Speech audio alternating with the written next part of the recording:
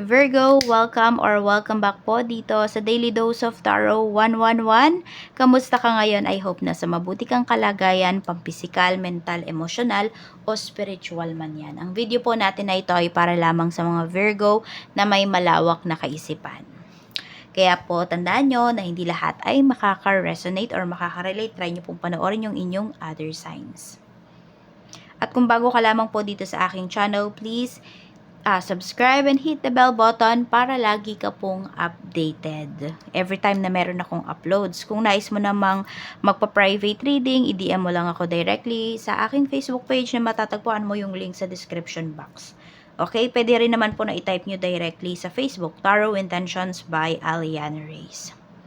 So, ito po sa mga mag-avail ng ating Tiars Bracelet, ng ating EEA, Evil Eye Amulet Necklace. Message lang po kayo. Open po tayo for international shipping also. Message lang po kayo. Yan. Sa mga interesado, mag-message po kayo doon sa ating Facebook page. Doon ko po kayo re-replyan para isang senda na lang pa ng details. Para saan nga ba ito? Pampaswerte po ito sa love life, sa career. Kung kayo po ay gusto nyo magkaroon ng trabaho, magandang trabaho, gusto nyo ma-promote sa career, ayan. Sa business naman po, kung inaalat yung business niyo, pampadami po yan ng clients. At sa health, okay din po yan. Tapat nyo lang po yan or ilapat nyo lang po sa, kunwari, yung kamay nyo masakit, lapat nyo lang po yan. Ano pa? Pampaswerte din yan sa sugal. Lalo na kung maganda yung natal chart ninyo or yung placement ninyo sa natal chart about sa sugal. Saswertihin po talaga kayo. Oo, mabuboost po niyan. Saan pa ba? Sa travel.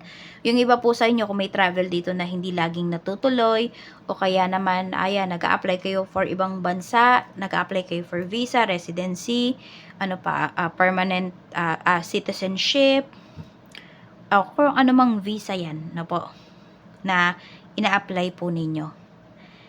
Pangontra din po yan sa kulam, sa barang, sa sumpa, sa gayuma.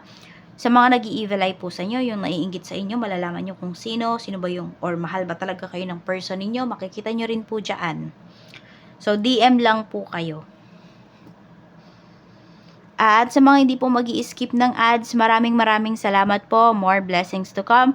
At mag-iwan ka na rin ng bakas dito sa comment section natin para malaman ko naman kung sino ba yung mga Virgo na active dito sa aking channel. Ayan po.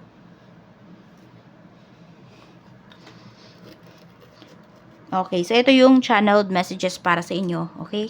Through my meditation. So, masahe. So, pwede po kasi yung iba sa inyo. Ayan, more on parang sobrang dami nyo ng lamig sa likod.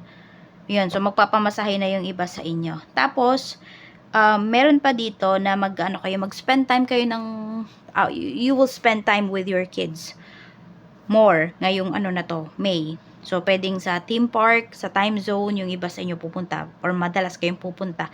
And also, meron ako nakita or narinig is portfolio. I don't know kung ano ba yung nandoon, no? So, tingnan natin. Ano pa yung mensahe para sa'yo? Ano ba yung overall energy? Spirit guide, overall energy po ni Virgo. We have creativity. So, yan, sobrang active nyo nga talaga rin, ngayong month. Pero mag-ingat lang kayo rito kasi pwede po na may isang tao dito na gayahin ka or ipagkalat yung idea mo. Kung hindi ka gayahin ng taong to, ipagkakalat niya yung idea mo na shinare mo sa kanya. Tignan natin. Ano pa yung mensahe? We have 6 of Cups. Ayan, mag-ingat ka dito sa tinuturing mo na BFF. Tinuturing mo na friends. No, kasi pwedeng, yun nga, nakawig niya yung ideas mo, agawin niya yung ideas mo, unahan ka ng taong to. Or i-share niya nga po sa iba. 8 of Wands. Ayan po. So, meron naman dito, di naman to negative, pwedeng positive po ito. So, kung meron ka ditong kaibigan, no, na parang kapag meron kang problema, lagi siyang nandyan. Oo. Yung agad-agad, parang isang tawag mo lang nandyan, kagad yung friend mo na to. Check natin, ano pa yung mensahe. Pagdating sa love life. Kamusta naman po ang love life, spirit guide?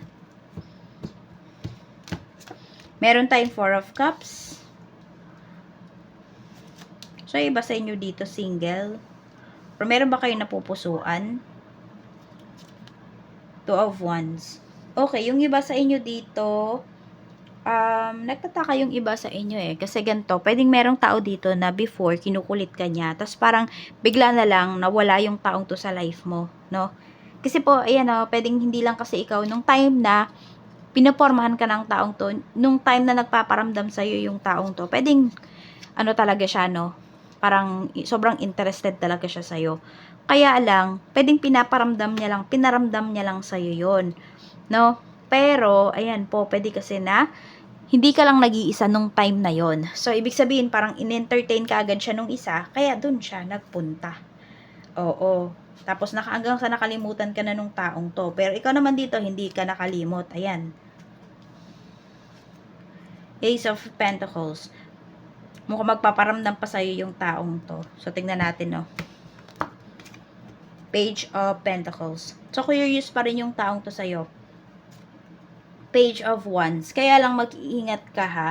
Kasi pwedeng, lagi lang sa umpisa, magaling yung tao na to. Kaya mag-iingat ka. Okay, so iba naman sa inyo kung kayo ay may karelasyon, meron kayong asawa. Ito naman pinapakita na, yung di ba yung sinabi ko na sa umpisa lang, okay, sa umpisa lang, magaling yung taong to. So, kung may mga projects kayo na gustong simulan, oo lang ng oo yung taong to, yung person mo. Pero wala naman talaga siyang plano na gumawa or gawin, yung nararapat para dun sa plans po na sinuggest mo sa kanya or sa plano ninyo. Ibig sabihin, pwedeng pinapaasa ka lang ng taong to para manahimik ka na, yung tipong ganyan, kasi pwedeng naririndi na siya.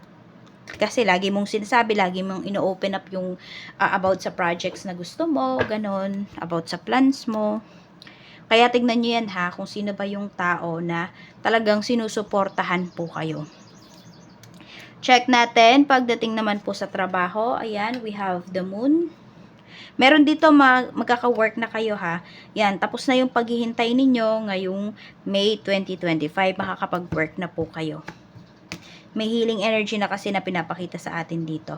Yun lang, kailangan lang maging certain po kayo dun sa trabaho na applyan ninyo. Ibig sabihin, di kayo napilitan. Yun, di ba, yung sasabihin nyo na, dito na lang ako mag-a-apply kasi no choice na ako.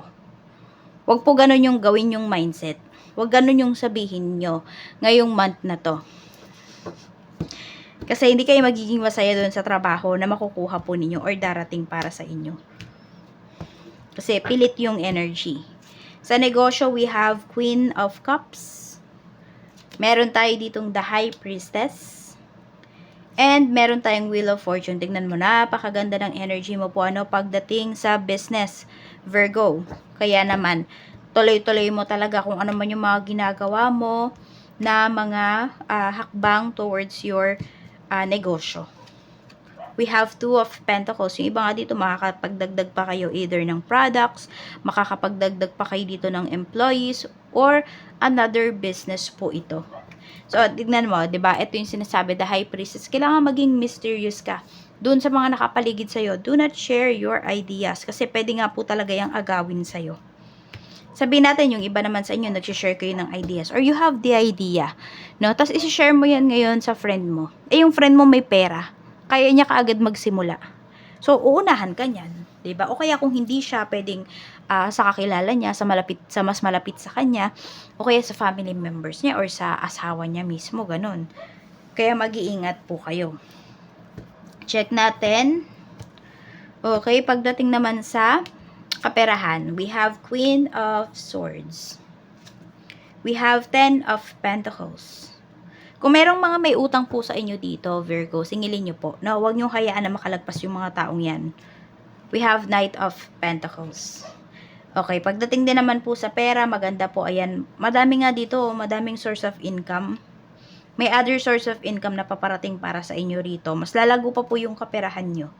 Yan, basta maging mas creative lang po talaga kayo, mas maging innovative kayo pagdating sa inyong kaperahan. So, or sa mga ideas ninyo, no? Yung mga ideas po ninyo, yung mga plans ninyo, gawa nyo na po talaga yan ng action. At piliin niyo yung mga tao na isasama ninyo dyan sa pangarap po ninyo, dyan sa pag-unlad ninyo.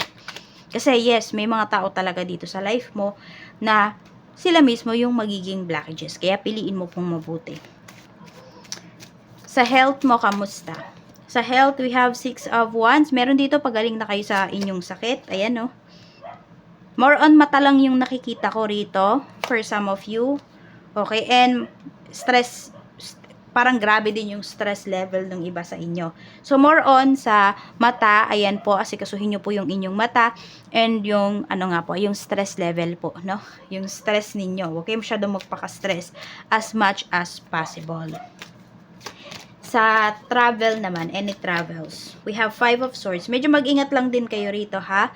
Kasi, ayan, pwedeng may travel dito na hindi matuloy. Tingnan mo, maglalabas ka dito ng pera. Tapos yung pinagkatiwalaan mo, yung sabihin natin yung third party, kung sino man yung nag-ayos niyan, or anumang agency yung inanuhan mo, travel agency, baka perahan ka lang po rito. Ibig sabihin, pwede kang ma-scam. Kaya ingat po kayo. Either kung meron man kayong kailangang ayusin dito, kaya nyo namang ayusin, you have the time, kayo na po yung mag-ayos. Kung hindi naman, maghanap po talaga kayo ng legit na maaasahan. Legit, maaasahan. Ayan po, na kung sino man yung mag-aayos dito ng mga papeles po ninyo.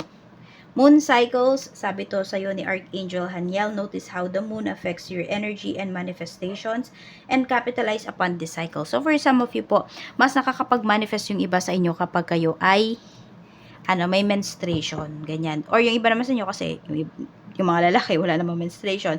So yung iba po pagka full moon. So dito kayo mag-manifest. No? Pag mga babae mag-manifest kayo during your menstruation. Sa mga lalaki po mag-manifest kayo either new moon or full moon. Kung gusto ninyo na may mga mabago sa life ninyo, gusto niyo ng pagbabago, ang time po para mag-manifest kayo is full moon. I know, it's new moon pala, new moon. Inspiration. Yan, so you're very creative talaga, no? So, 'di ba? Madaming nai-inspire sa iyo. Pero marami ding naiinggit sa iyo, Virgo. Sobrang sipag mo talaga ngayong shopping, ayan. So, 'di ba sa inyo ba yung may time zone Ayan, sa inyo 'yon. So, 'di ba sa mall 'yon.